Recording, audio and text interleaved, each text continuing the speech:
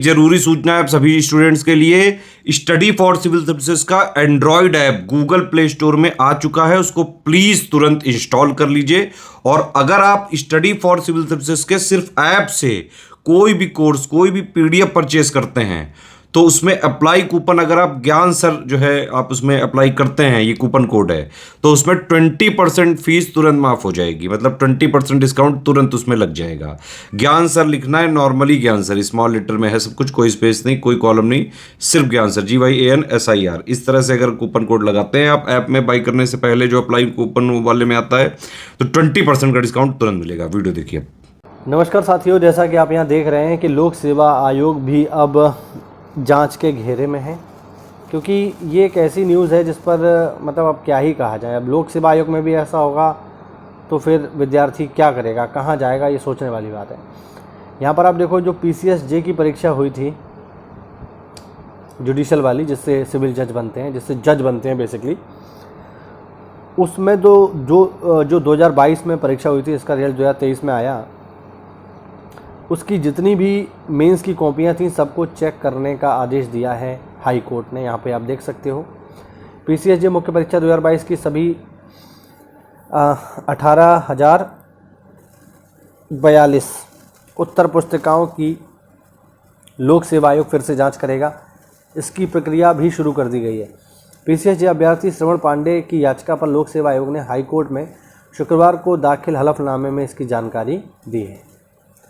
ठीक है, आयोग ने माना है कि पूरी सतर्कता के बावजूद गलती हो सकती है और यदि ऐसा हुआ है तो उसे सुधारा जाएगा। अब आप ये देखो, मान लो मेंस, कोई भी विद्यार्थी जो मेंस देता है और अगर किसी कारण से वो फेल हो जाए, मान लो वो फेल हो जाए, तो फेल होने वाला जो अभ्यर्थी होता है वो कभी भी ये नहीं सोचता है कि आयोग की गलती हो सकती है।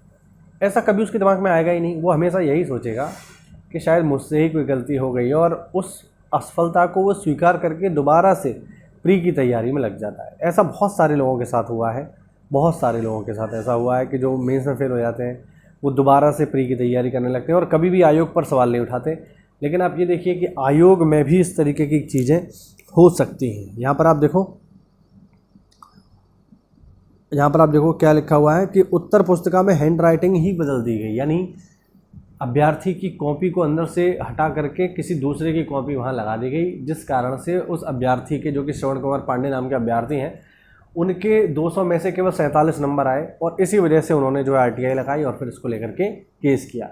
अब आप ये देखिए कि आयोग के अंदर इस तरीके की अगर चीज़ें होंगी, कॉपियों को बदला जाएगा, हैंड राइटिंग बदली जाएगी, तो फिर विद्यार्थी भरोसा किस पर करेगा, आप अंदाज़ा लगा के देखिए। मतलब अब बहुत ही, ये तो ऐसी चीज़ है जिसके बारे में कुछ नहीं कहा जा सकता। बहुत ही ख़राब बात है। यहाँ पर देखो क्या लिखा हुआ है, रोल नंबर की जगह फेक मास्टर कोड अंकित किया गया। अधिवक्ता ने बताया कि उत्तर पुस्तिकाओं पर रोल नंबर की जगह फेक मास्टर कोड अंकित किया जाता है।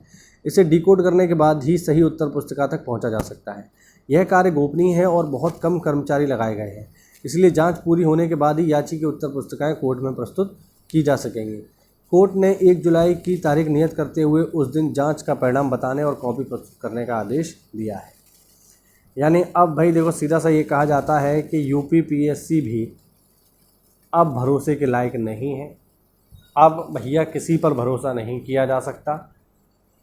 अब विद्यार्थी का जो है राम ही मालिक है भैया। अब तो आप तैयारी करो, अगर किस्मत बढ़िया रही तो नौकरी पा जाओगे, क्योंकि आप ये उम्मीद करते हो कि लोक सेवा आयोग ईमानदारी से काम करेगा।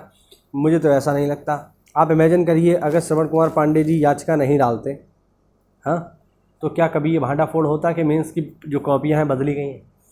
अब ये तो इन्होंने डाल दिया तो पता चल गया, वरना नहीं डालते तो कभी पता ही नहीं चलता, है ना।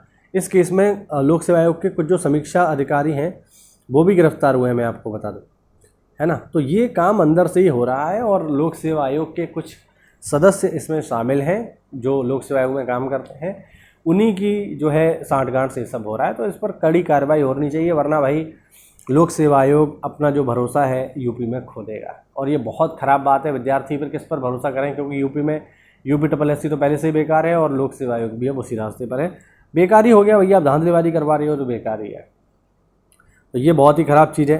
तो अब क्या किया जाए भाई, तो इसमें हम एक ही चीज़ कर सकते हैं, वो है कि हम बस अपनी तैयारी करें कायदे से। तो अगर आप देखो तैयारी करना चाहते हो तो प्रॉपर, अगर आप वन स्टॉप डेस्टिनेशन देख रहे हो PCS के किसी भी एग्ज़ाम के लिए, ठीक है। यूपी में किसी भी एग्ज़ाम के लिए तो उसका एक ही वन स्टॉप डेस्टिनेशन है, वो है स्टडी फॉर सिविल सर्विसेज। नीचे कुछ नंबर आपको दिखाई दे रहे होंगे, इन नंबर्स पे कॉल करके आप हमारे PCS, RO और BEO परीक्षा के लिए जो बैचेस चल रहे हैं उनको ज्वाइन कर सकते हो। और धांधलीबाजी होने के बावजूद भी, ठीक है, आप नंबर इतने अच्छे ले आओ कि आपको कोई बाहरी ना कर पाए। इस तरीके की तैयारी अगर आप करना चाहते हो तो ज्वाइन करो स्टडी फॉर सिविल सर्विसेज। मेहनत करो भाई, देखो अंत में तो सब चीज़ें ईश्वर के ही हाथ में है।